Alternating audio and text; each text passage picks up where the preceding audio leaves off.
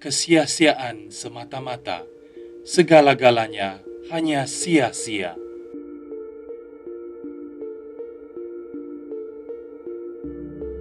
Apakah yang mendorong kita untuk mengingini apa yang kita sudah miliki? Apakah kuasa senyap yang menyebabkan kita keliru antara memiliki dengan menjadi? Kita tidak berbelanja semata-mata kerana perlu. Kita berbelanja kerana diberitahu berulang kali bahwa apa yang kita ada tidak pernah cukup. Bahwa kepuasan sentiasa hanya satu pembelian sahaja lagi. Tetapi, apakah harga yang perlu dibayar untuk kepuasan kita? Iklan bukan sekadar lagu riang zaman dahulu, tetapi satu seni halus yang hadir di mana-mana.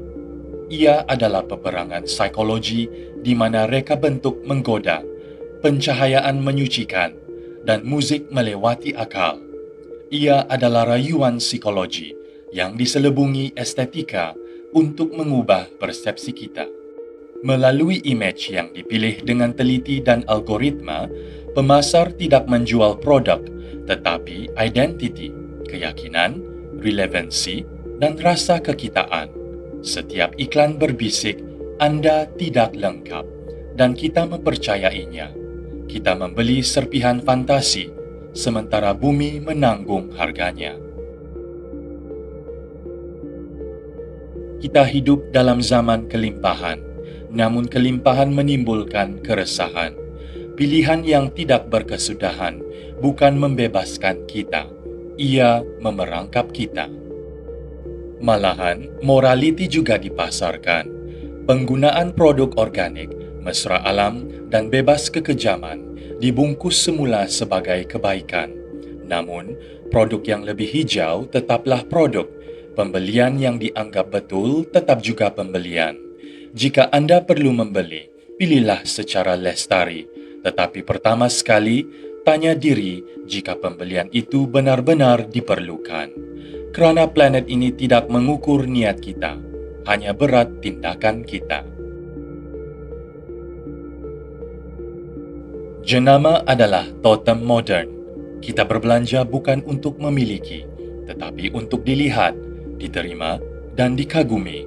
Kita memakai logo sebagai tanda pengiktirafan dalam persaingan senyap untuk kekitaan. Gaya hidup kita adalah satu lakonan, sebuah kereta, sebuah jam tangan, menjadi lambang identiti, menjadi biasa terasa seperti tidak kelihatan. Kita tidak lagi bertanya, adakah saya memerlukan ini? Tetapi, adakah mereka akan perasan? Adakah saya akan diterima? Dalam mengejar penerimaan sosial, kita berlumba-lumba menyayangi jiran tetangga. Maka, kita menyembah keramaian dengan harga bumi yang harus dibayar. Di sebalik kebisingan, kehampaan berdengung. Dalam dunia yang sentiasa bersambung, jiwa merasa kesepian. Konsumerisme menawarkan kelegaan. Membeli belah menjadi satu ritual, satu kegairahan, sementara untuk menutup kelaparan yang berterusan. Gembira, raikan dengan pembelian. Sedih, tenangkan diri dengan satu pembelian. Sunyi, beli sesuatu dan pura-pura ia adalah cinta. Mereka panggil ia terapi runcit, tetapi mari kita panggil apa adanya. Anestesia emosi. Keselesaan sementara kita menjadi luka yang kekal pada bumi. Kemudian ada ilusi kekurangan, masa terhad, tawaran eksklusif, beli satu percuma satu. Bukan untuk memberi maklumat, tetapi untuk menghasut. Kita tidak mengingini barang itu sendiri, tetapi takut terlepas peluang. Kita mengejar bukan menilai, tetapi rasa tergesa-gesa. Kemudahan adalah daya tarikan modern, satu sentuhan tanpa usaha sampai serta-merta. Konsumsi menjadi lancar tanpa berfikir. Semakin mudah untuk berbelanja, semakin sukar untuk berhenti. Kemudahan menjadi ketagihan. Kita cepat membuang, namun bumi menyimpan resitnya. Kapitalisme membina dunia kita, tetapi ia menghidupkan rasa tidak puas hati. Kita harus mengingini lebih banyak, yang lebih baru, lebih pantas, lebih bergaya, walau apapun yang kita miliki masih bertahan. Produk dibuat bukan untuk tahan lama. Pemilikan beralih kepada langganan, hidup disewa dengan bayaran bulanan, dan apabila wang habis, kredit mengisi kekosongan. Kita meminjam bukan sahaja wang, tetapi juga bumi. Dahulu, sambutan budaya adalah waktu yang suci, detik untuk merenung, berhubung, dan mencari makna. Hari ini, ia menjadi ritual transaksi, hari jadi, perkawinan, cuti, malah kesedihan telah diserap ke dalam pasaran. Kita tidak lagi meraihkan sesuatu, tetapi membelinya. Cinta diukur dengan harga. Kita diberitahu apa yang perlu dibeli. Kita diberitahu bila untuk membeli. Dan yang lebih bahaya, kita diberitahu siapa kita jika tidak berbuat demikian. Tradisi berubah menjadi persembahan. Dan apabila ritual menjadi transaksi, bumi menjadi cagaran. Jadi sekarang bagaimana? Jawabannya bukan pada tindakan besar, tetapi pada revolusi kecil yang senyap, tindakan kesedaran, tindakan penolakan. Yang pertama, kenal pasti pencetus emosi. Melihat ini adalah kebebasan pertama, tanya, apa yang saya rasa? Apabila kita menamakan perasaan itu, kita mula merebut kembali pilihan. Yang kedua, berhenti dan renung. Sebelum mencapai benda seterusnya, berhenti sejenak. Tanya, adakah saya memerlukan ini? Adakah saya menambah nilai?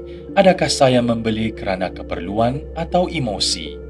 Yang ketiga, amalkan penangguhan kepuasan. Tangguhkan pembelian. Tunggu selama 30 hari. Lihat jika keinginan itu kekal tanpa rasa tergesa-gesa. Selalunya, ia hilang seperti awan yang berlalu.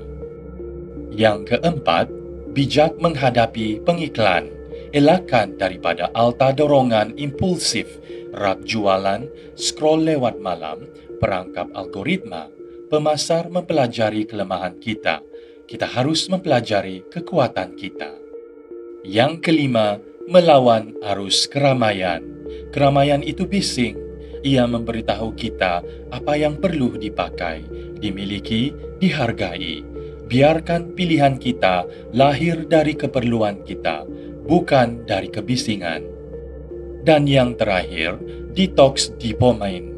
Membeli belah memberi satu lonjakan, satu keturjaan, satu kenaikan sementara, tetapi ada puncak lain.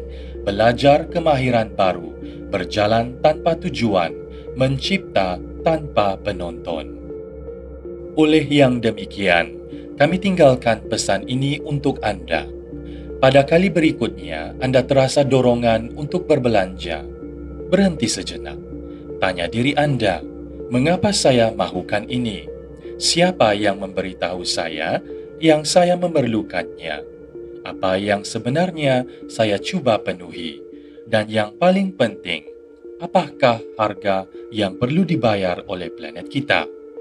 Kerana mungkin, hanya mungkin, perkara paling radikal yang boleh Anda lakukan dalam dunia yang dibina atas lebih adalah berkata dengan kejelasan, dengan keberanian, dengan kasih sayang untuk diri sendiri dan planet ini, cukup.